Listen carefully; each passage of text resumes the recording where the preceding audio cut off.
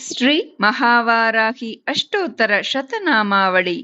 ओं वराहवदनायै नमः। ओं वाराह्यै नमः।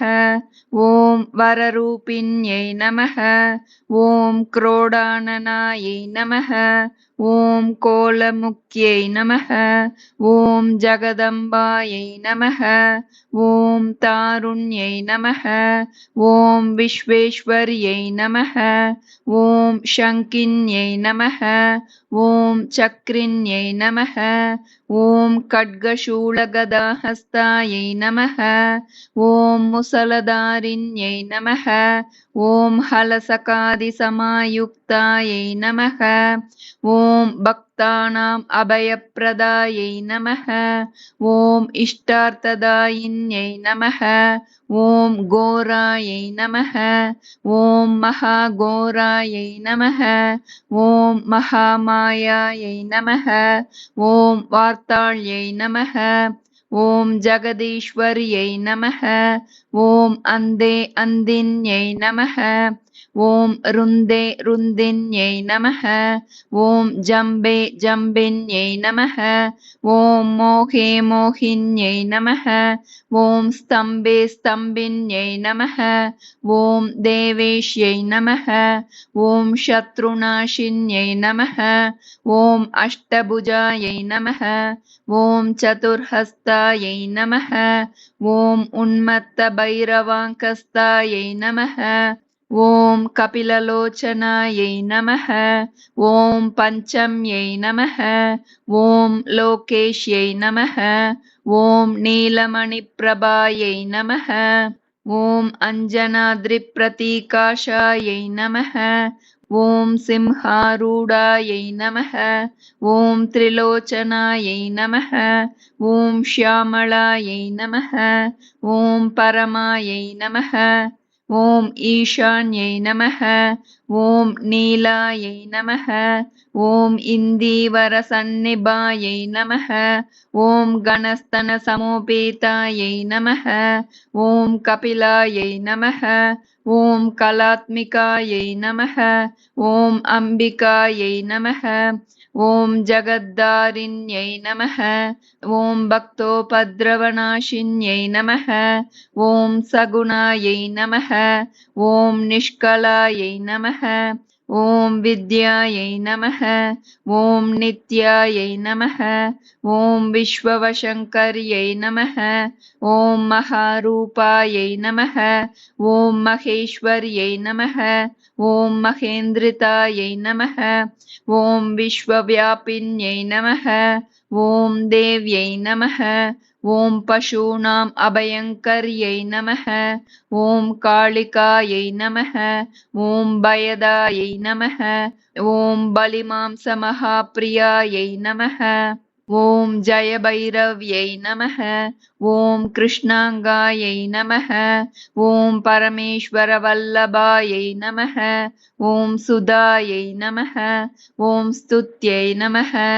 ओं सुरेशान्यै नमः। ओं ब्रह्मादिवरदायिन्यै नमः। ओं स्वरूपिण्यै नमः। ओं सुराणाम् अभयप्रदायै नमः। ओं वराहदेहसम्भूतायै नमः। ओं श्रोणीवाराळसे नमः। ओं क्रोधिन्यै नमः। ओं नीलास्यायै नमः। ओं शुभदायै नमः। ओं अशुभवारिण्यै नमः। ओं शत्रूणां वाक्स्तम्भनकारिण्यै नमः। ओं शत्रूणां गतिस्तम्भनकारिण्यै नमः। ओं शत्रूणाम् अतिस्तम्भनकारिण्यै नमः। ओं शत्रूणाम् अक्षिस्तम्भनकारिण्यै नमः। ओं शत्रूणां मुखस्तम्भिन्यै नमः। ओं शत्रूणां जिह्वास्तम्भिन्यै नमः। ओं शत्रूणां निग्रहकारिण्यै नमः। ओं शिष्टानुग्रहकारिण्यै नमः। ओं सर्वशत्रुक्षयङ्कर्यै नमः। ॐ सर्वशत्रुसाधनकारिण्यै नमः। ॐ सर्वशत्रुविद्वेषणकारिण्यै नमः। ॐ भैरवीप्रियायै नमः। ॐ मन्त्रात्मिकायै नमः। ॐ यन्त्ररूपायै नमः। ॐ तन्त्ररूपिण्यै नमः। ॐ पीठात्मिकायै नमः। ॐ देवदेव्यै नमः। ॐ श्रेयस्कर्यै नमः। ॐ चिन्तितार्थप्रदायिन्यै नमः। ॐ भक्तालक्ष्मीविनाशिन्यै नमः। ॐ सम्पत्प्रदायै नमः। ॐ सौख्यकारिण्यै नमः। ॐ बाहुवाराह्यै नमः। ॐ स्वप्नवाराह्यै नमः। ॐ भगवत्यै नमः। ॐ ईश्वर्यै नमः। ॐ सर्वाराध्यायै नमः। ॐ सर्वमयायै नमः। ॐ सर्वलोकात्मिकायै नमः। ॐ महिषासनायै नमः। ॐ बृहद्वाराह्यै नमः। इति श्रीमहावाराही अष्टोत्तरशतनामावलिः सम्पूर्णा। श्रीगुरुभ्यो नमः। श्री वाराही कवचम्। अस्य श्रीवाराही कवचस्य त्रिलोचन ऋषिः अनुष्टुप् छन्दः श्रीवाराही देवता। ॐ बीजं ग्लौं शक्तिः स्वाहेति कीलकं मम सर्वशत्रुनाशनार्थे जपे विनियोगः।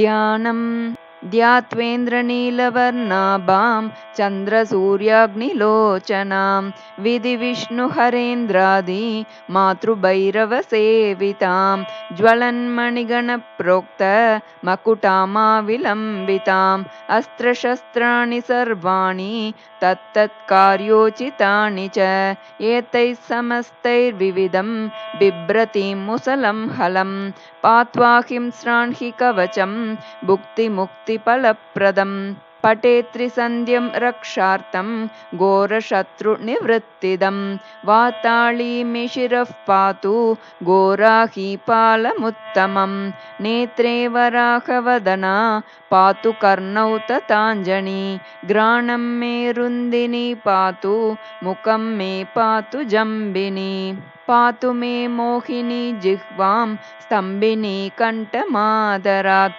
स्कन्धौ मे पञ्चमी पातु भुजौ महिषवाहना सिंहारूढा करौ पातु कुचौ कृष्णमृगाञ्चिता नाभिञ्च शङ्किनी पातु पृष्ठदेशे तु चक्रिणी खड्गं पातु च कट्यां मे मेढ्रं पातु च केदिनी गुदं मे क्रोधिनी पातु जगनं स्तम्भिनी तथा चण्डोच्चण्डश्चोरुयुग्मं जानुनी शत्रुमर्दिनी जङ्घाद्वयं भद्रकाली महाकाली च गुल्पयोः पादाद्यङ्गुलिपर्यन्तं पातु चोन्मत्तभैरवी सर्वाङ्गं मे सदा पातु कालसङ्कर्षणी तथा युक्तायुक्तस्थितं नित्यं सर्वपापप्रमुच्यते सर्वे समर्थ्य संयुक्तं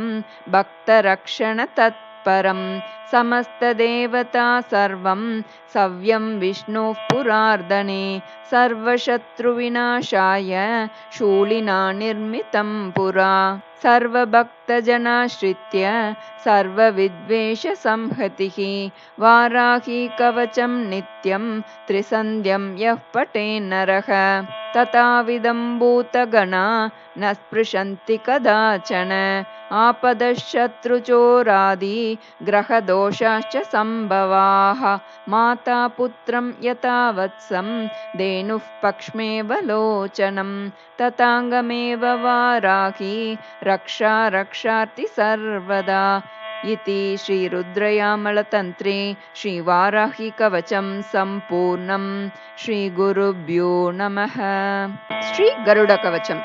अस्य श्रीगरुडकवचस्तोत्रमन्त्रस्य नारद ऋषिः वैणतेयो देवता अनुष्टुप् छन्दः मम गरुडप्रसादसिद्ध्यर्थे जपे विनियोगः शिरो मे गरुडः पातु ललाटं विनतासुतः नेत्रे तु सर्पः पातु कर्णौ पातु सुरार्चितः नासिकां पातु सर्पारिः वदनं विष्णुवाहनः सूर्यसूतानुजः कण्ठं भुजौ पातु महाबलः हस्तौ खगेश्वरः पातु कराग्रे तरुणाकृतिः नकानकायुधः पातु कक्षौ मुक्तिफलप्रदः स्तनौ मे विहगः पातु हृदयं पातु सर्पः नाभिं पातु महातेजः कटिं पातु सुधाकरः ऊरू पातु महावीरः